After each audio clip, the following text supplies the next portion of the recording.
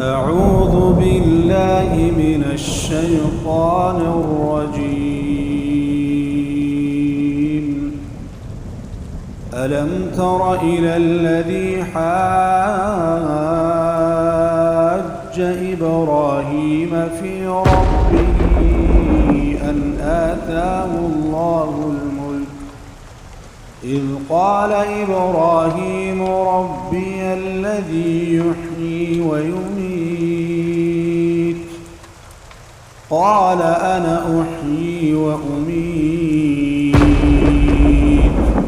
قال إبراهيم فإن الله يأتي بالشمس من المشرق فأت بها من المغرب فبهت الذي كفر والله لا يهدي القوم الظالمين. إن الحمد لله نحمده ونستعينه ونستغفره ونعوذ بالله من شرور أنفسنا ومن سيئات أعمالنا من يهده الله فلا مضل له ومن يضلل فلا هادي له وأشهد أن لا إله إلا الله وحده لا شريك له وأشهد أن محمدا عبده ورسوله أما بعد فإن خير الحديث كتاب الله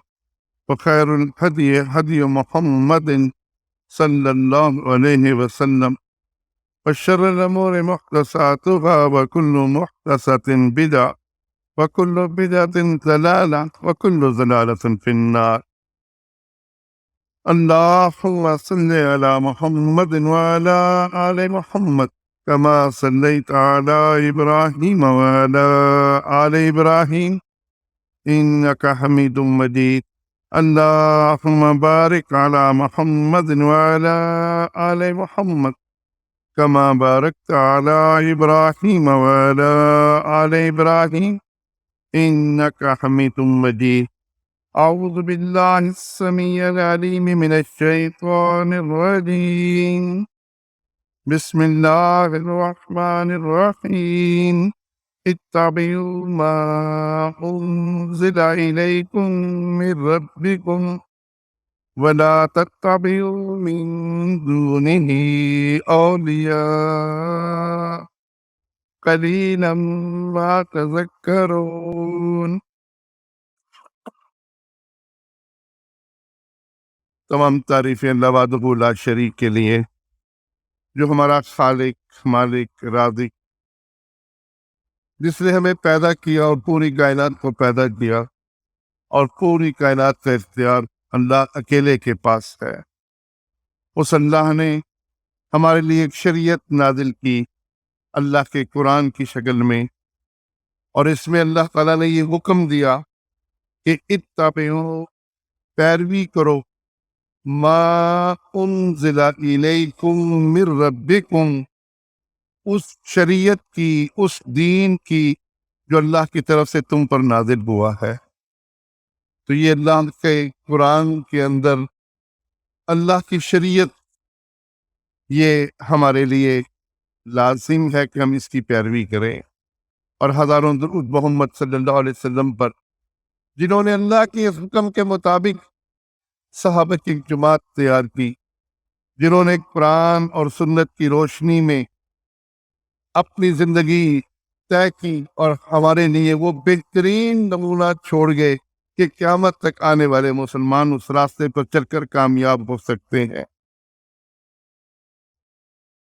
رسول اللہ صلی اللہ علیہ وسلم اپنے ہر خطبے میں یہ بات کیا کرتے تھے، اور آپ بھی یہ ہر عالم سے سنتے ہیں کہ خیر الہدی ہدی محمد صلی اللہ علیہ وسلم، بہترین راستہ وہ ہے جو محمد صلی اللہ علیہ وسلم کا راستہ ہے، اور بدترین چیزیں وہ بدعات ہیں جو دین میں شامل کر لی جاتی ہیں، اور ہر بدعت گمراہی ہے، اور ہر گمراہی جہنم کو لے جانے کا راستہ ہے۔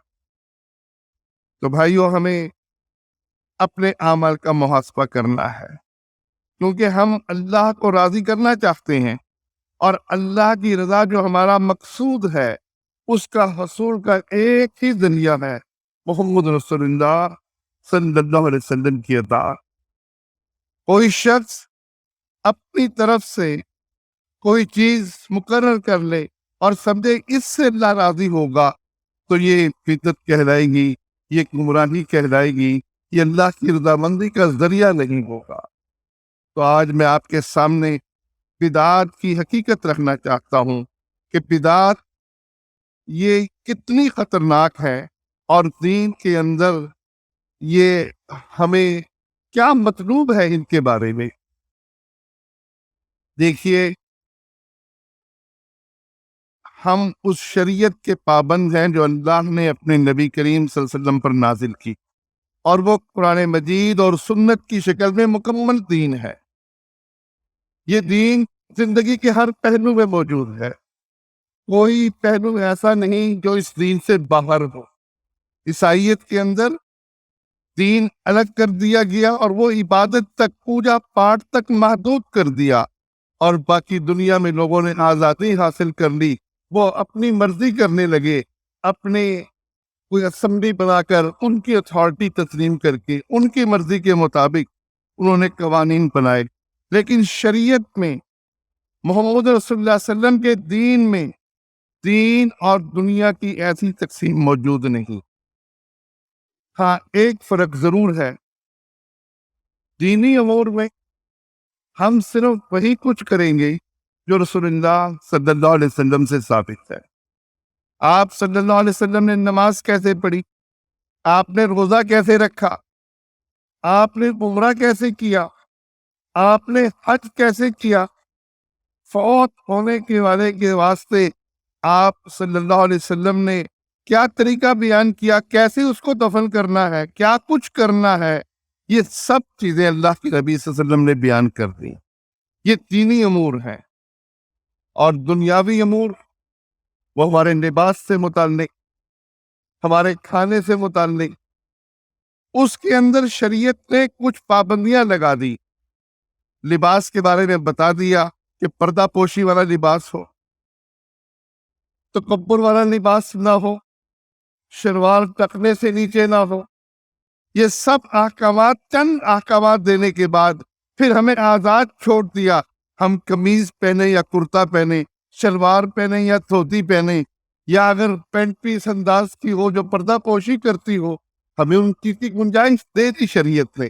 شریعت نے کچھ چیزوں کی پابندی لگا کر باقی چیزوں میں ہمیں آزاد چھوڑ دیا۔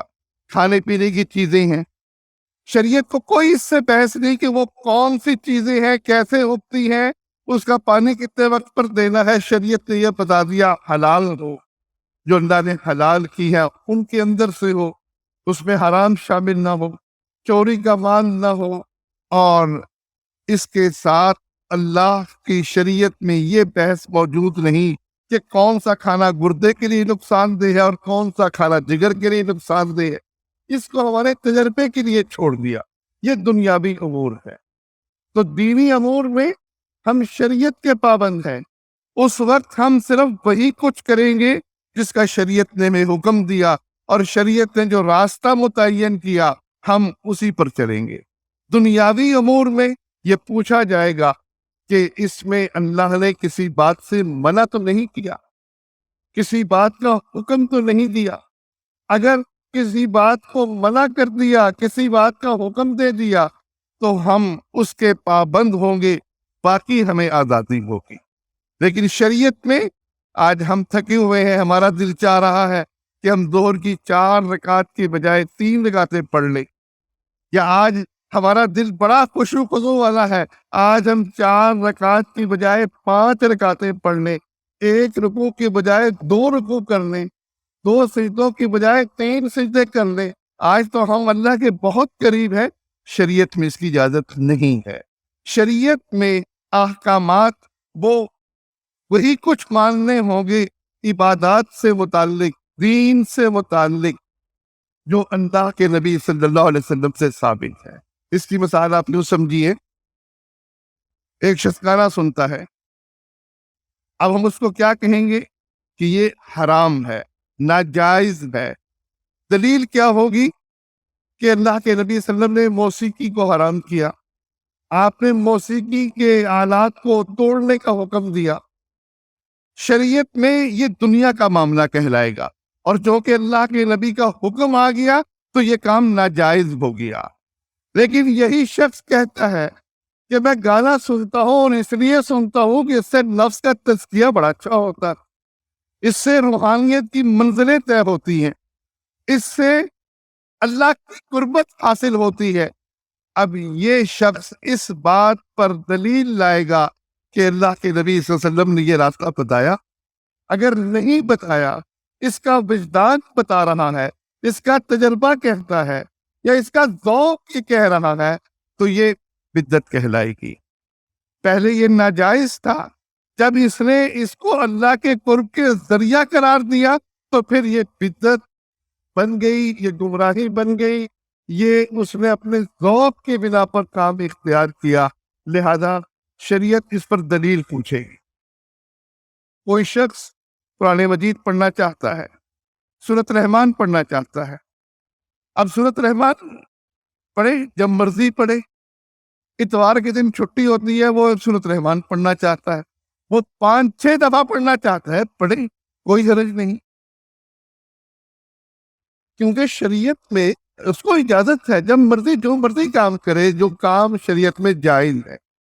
لیکن اگر یہی شخص اس بات کی دعوت دینا شروع کرے کہ اتوار کے دن سورج نکلنے کے بعد جو شخص سورۃ رحمان پڑھے گا اس کو یہ اور یہ فائدے ہوں گے، اب یہ دین بن رہا ہے۔ پڑھنے کی حد تک کوئی حرج نہیں تھا، ہاں یہ ضرور تھا کہ وہ دیکھ لے کہ یہ وقت کسی فرض کا تو نہیں۔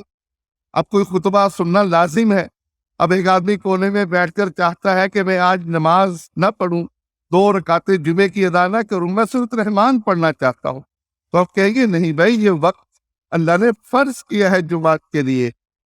سنت کے بارے میں بھی کہ آپ سلام پھیرنے کے بعد کوئی وظیفہ کرنا چاہتے ہیں، اب سلام پھیرنے کے بعد آپ ضرور دیکھیں گے کہ یہ وظیفہ جو آپ کرنا چاہ رہے ہیں اس وقت کوئی سنت تو نہیں۔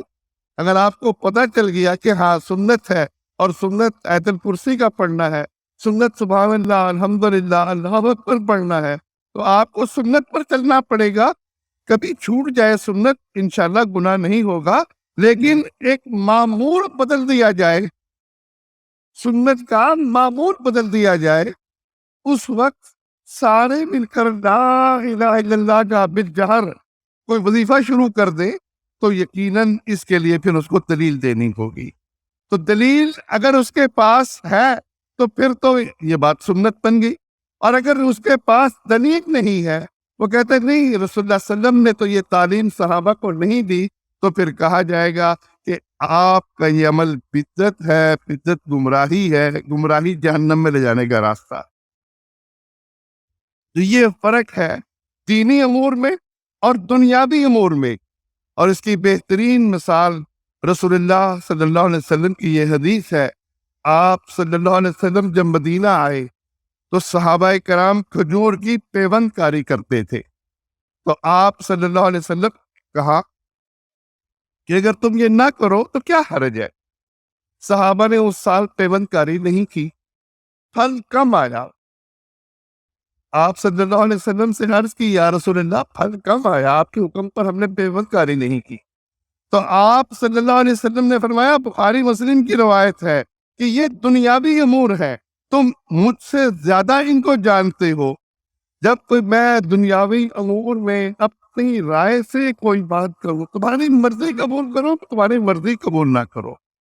دینی امور میں ہمیں ہر بات قبول کرنی ہے، ہمیں سلام پھیرنے کے بعد اللہ اکبر استغفر اللہ استغفر اللہ استغفر اللہ سنت ملتی ہے، ہم نے یہی کہنا ہے۔ لیکن دنیاوی امور میں اگر آپ صلی اللہ علیہ وسلم نے کسی بات کا حکم دیا، کسی بات سے منع کیا، پھر تو ٹھیک ہے، ورنہ دنیاوی امور کے اندر ہمیں آزادی حاصل ہے اور دینی امور میں آزادی نہیں ہے۔ لوگ عموماً کہتے ہیں کہ دیکھو جی یہ ہم کام کرتے ہیں، عید میلاد النبی کرتے ہیں، ہم ایصال ثواب کے لیے 30 40 کرتے ہیں، کیا منع ہے؟ منع کی بات نہیں، یہ کیونکہ دین ہے، آپ ایصال ثواب کرنا چاہتے ہیں، یہ وہ زندہ نہیں ہے کہ آپ اس کو کچھ نوٹ دے دیں، آپ اس کو کوئی لباس دے دیں، بلکہ وہ دنیا سے جا چکا ہے۔ اب دنیا سے جانے کے بعد اسے کیا چیز پہنچے گی، یہ صرف محمد رسول اللہ صلی اللہ علیہ وسلم بتا سکتے ہیں، اور آپ نے خیر کا ہر کام صحابہ کرام کو بتا دیا۔ کوئی کام خیر کا ہو اور آپ نے صحابہ کو نہ بتایا ہو، یہ ممکن نہیں ہے۔ بہت خوب سوال کیا ایک عالم نے دوسرے ایک مولوی سے جو شرک کرتا تھا کہ یہ بتاؤ، جو تم عید میلاد النبی مناتے ہو، کیا یہ خیر کا کام ہے؟ وہ کہتا ہے جی خیر کا کام ہے۔ اچھا جب یہ خیر کا کام ہے، کیا رسول اللہ صلی اللہ علیہ وسلم کو علم تھا کہ یہ خیر کا کام ہے؟ اب وہ پھنس گیا۔ اگر وہ کہے کہ علم تھا اور آپ نے نہیں کیا تو کیسے ممکن ہے کہ خیر کا کام اور اللہ کے نبی صلی اللہ علیہ وسلم نہ کرے؟ اور اگر وہ کہے کہ علم نہیں تھا تو وہ کون سا خیر کا کام ہے جو خیر کا کام بھی ہو اور اللہ نے اپنے نبی کو نہ بتایا ہو؟ تو خیر کے ہر کام اور شر کا ہر کام دینی معاملات میں اللہ نے اپنے نبی کو بتا دیا، اور اللہ کے قرآن میں، نبی کریم صلی اللہ علیہ وسلم کی سنت مطہرہ میں، صحابہ کرام کی زندگی میں یہ چیزیں اتنی عام ہو گئیں کہ سب کو پتہ چل گیا کہ ہم شریعت میں اپنی طرف سے کوئی اضافہ اور کمی نہیں کر سکتے۔ اب اذان کہاں ختم ہوتی ہے؟ لا الہ الا اللہ پر۔ ہے کسی کی ضرورت کہ لا الہ الا اللہ محمد رسول اللہ پڑھ لے؟ کوئی بری بات کہے گا، وہ کسی کو گالی دے گا، وہ تو اپنے کلمے کو پورا کر رہا ہے، لیکن کلمہ ختم کہاں ہوا؟ یہ اللہ کے نبی صلی اللہ علیہ وسلم نے تعلیم کیا دی؟ لا الہ الا اللہ پر اذان کا ختم ہونا۔ اب محمد رسول اللہ کا اضافہ جو ہے یہ حرام ہے، یہ دین میں اضافہ ہے۔ کوئی پوچھے منع ہے تو منع کی کوئی حدیث آپ کو نہیں ملے، منع نہیں دیکھا جائے گا۔ دینی امور میں دیکھا جائے گا آپ کا طرز عمل، آپ کا طریقہ، اور اس طریقے کے مطابق چلا جائے گا۔ اس لیے بھائیوں، یہ بدعت کبیرہ گناہ ہے، کیونکہ رسول اللہ صلی اللہ علیہ وسلم فرماتے ہیں کہ ہر بدعت گمراہی ہے اور ہر گمراہی جہنم میں لے جانے والی ہے۔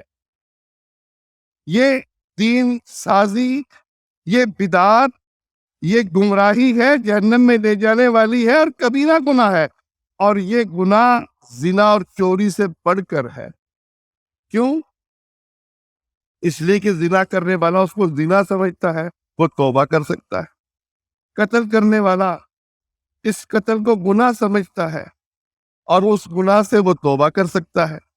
لیکن ایک شخص اس کو دین جانتا ہے، اس کو ثواب جانتا ہے، اور وہ جو ثواب جانے گا وہ توبہ کب کرے گا؟ اس کو اللہ توفیق دے، اس کو سمجھ آ جائے، ایک الگ بات ہے، لیکن بالعموم وہ توبہ نہیں کرے گا، کیونکہ وہ سمجھتا ہے کہ یہ دین کا کام۔ ایک بات مزید ذہن میں رکھیے، ہر بدعت ایک جیسی گمراہی نہیں ہے۔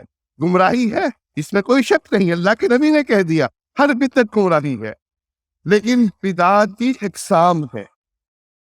بدعت کی اقسام تو قطعاً نہیں ہے کہ یہ بدعت جائز ہے اور یہ ناجائز ہے، یہ حسنہ ہے اور یہ سیئہ ہے، یہ تقسیم نہیں ہے۔ اقسام کیا ہے؟ کچھ بدعت ایسی ہیں جو شرک اکبر تک پہنچ جاتی ہیں، اور کچھ بدعت وہ شرک اکبر سے نیچے رہتی ہیں۔ کچھ بدعت بندے کو کافر کر دیتی ہیں اور کچھ بدعت کافر نہیں کرتے۔ کافر کر دینے والی بدعت انہیں بدعت کفریہ کہتے ہیں، بدعت مکفرہ کہتے ہیں، اور کافر نہ کر دینے والی بدعت غیر مکفرہ کہلاتی ہیں۔ ایک شخص کسی قبر پر جاتا ہے، اس کا طواف شروع کر دیتا ہے، اس کا گھنٹا بجاتا ہے تاکہ میری مصیبت ٹل جائے۔ اب یہ بدعت کفریہ بن گئی، کیونکہ اس کی بات شرک اور کفر کی حد تک پہنچ گئی۔ اور ایک بدعت ایسی ہے کہ وہ شخص اس حد تک نہیں پہنچا، وہ سمجھتا ہے کہ ایصال ثواب کے لیے میں آج تیجا کرتا ہوں، میں 40واں کرتا ہوں، اس کو ہم بدعت بھی کہیں گے، گمراہی بھی کہیں گے، لیکن یہ غیر مکفرہ ہے۔ ابن باز رحمۃ اللہ علیہ نے بڑی اچھی تقسیم کی، انہوں نے کہا کچھ بدعت شرک کی حد تک ہے، یہ سمجھنا کہ اللہ کے نبی صلی اللہ علیہ وسلم یہاں موجود ہے اور ہماری باتوں کو سن رہے ہیں اور اس محفل کے اندر موجود ہونے کے ناطے ہماری مشکل کشائی بھی کرتے ہیں، یہ شرک اکبر ہے۔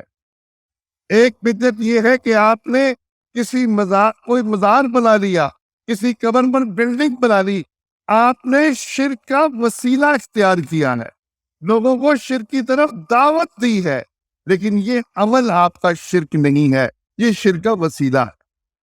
آپ ایصال ثواب کے لیے تیجا کرتے ہیں، 40واں کرتے ہیں، بدعت ہونے میں، گمراہی ہونے میں کوئی شک نہیں، لیکن یہ بدعت آپ کو کافر نہیں کرتی، غیر مکفرہ ہے۔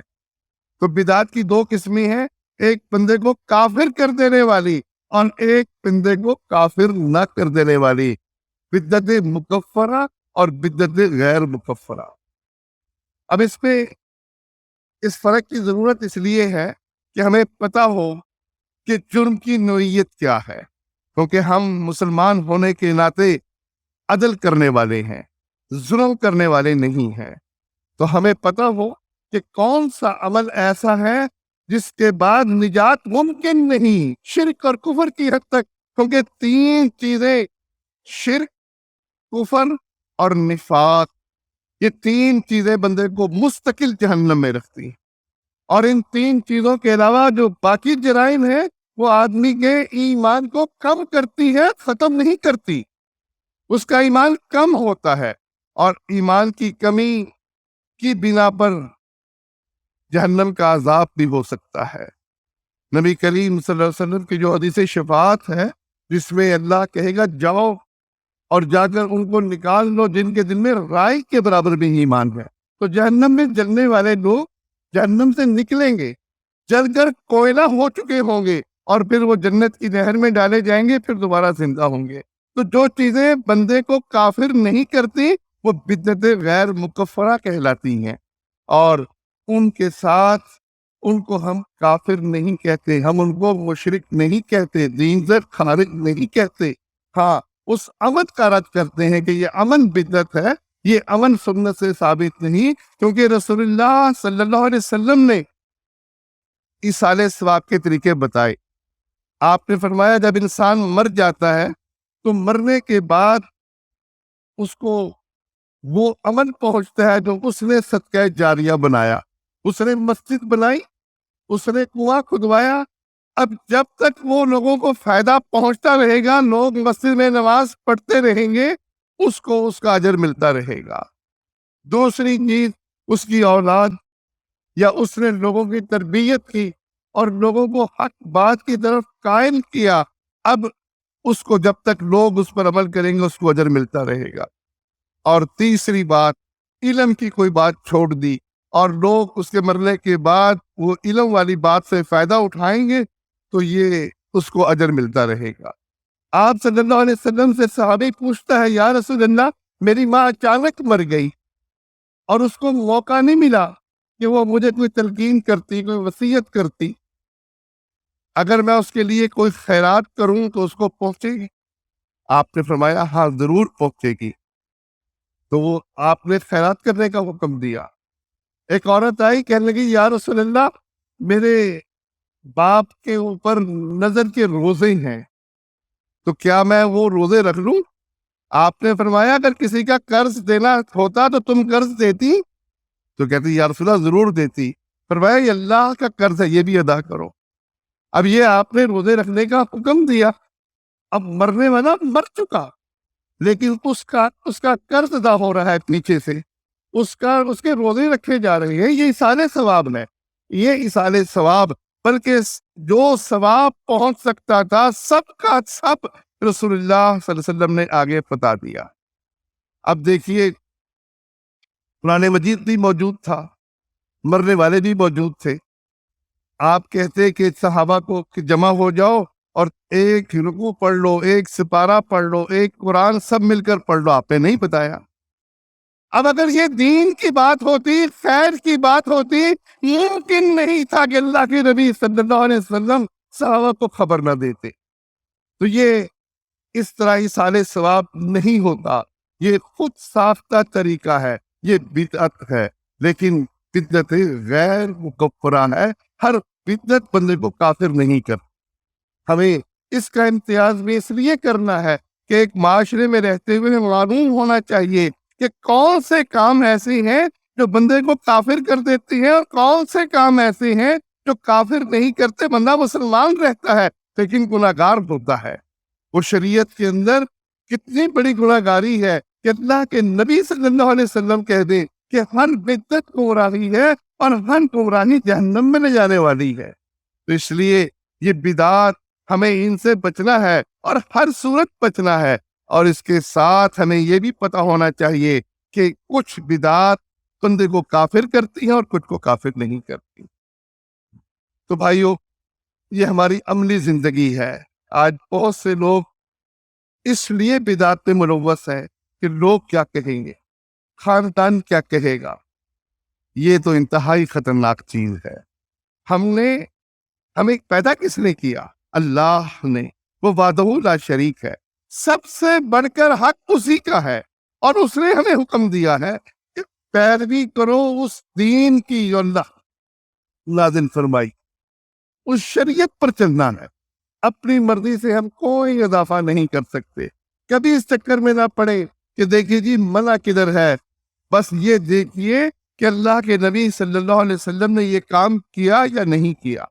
آپ صلی اللہ علیہ وسلم کی زوجہ مطہرات کے پاس 3 صحابہ آئے اور انہوں نے آپ کی عبادت کا حال پوچھا، اور سننے کے بعد گمان یہ کیا کہ آپ کو بخشے سرکار ہے، آپ میں تو گناہ ہی نہیں ہے، یہ عبادت آپ کے لیے کافی ہے، ہمارے لیے کافی نہیں ہے۔ ایک صحابی کہتا ہے کہ میں آج کے بعد رات کو نیند نہیں کروں گا۔ دوسرا کہتا ہے کہ میں آج کے بعد کبھی افطار نہیں کروں گا، روزے رکھوں گا۔ تیسرا کہتا ہے کہ میں نکاح نہیں کروں گا۔ اب وہ خیر چاہتے تھے، وہ بھلائی چاہتے تھے، وہ نماز پڑھ کر، روزے رکھ کر، بیوی بچوں سے جدا ہو کر وہ اللہ کا قرب چاہتے تھے۔ اللہ کے نبی صلی اللہ علیہ وسلم نے انہیں خطبہ دیا اور فرمایا میں تم سب سے زیادہ اللہ سے ڈرنے والا ہوں۔ میں نیند بھی کرتا ہوں اور سوتا بھی ہوں اور نمازیں بھی پڑھتا ہوں، میں روزے بھی رکھتا ہوں اور افطار بھی کرتا ہوں، میرے بیوی اور بچے بھی ہیں۔ جو شخص میرے راستے سے اعراض کرے گا وہ مجھ میں سے نہیں ہے۔ تو یہ اللہ کے نبی صلی اللہ علیہ وسلم کا دین ہے، اس میں ہم اپنی مرضی نہیں کر سکتے، ہمیں شریعت پر چلنا ہے، یہی راستہ کامیابی کا راستہ ہے۔ اللہ سے دعا ہے کہ اللہ مجھے اور آپ سب کو اس صراط مستقیم پر چلنے کی توفیق دے، ہمیں صحابہ کے راستے پر چلتے ہوئے زندگی گزارنے کی توفیق دے، آمین یا رب العالمین۔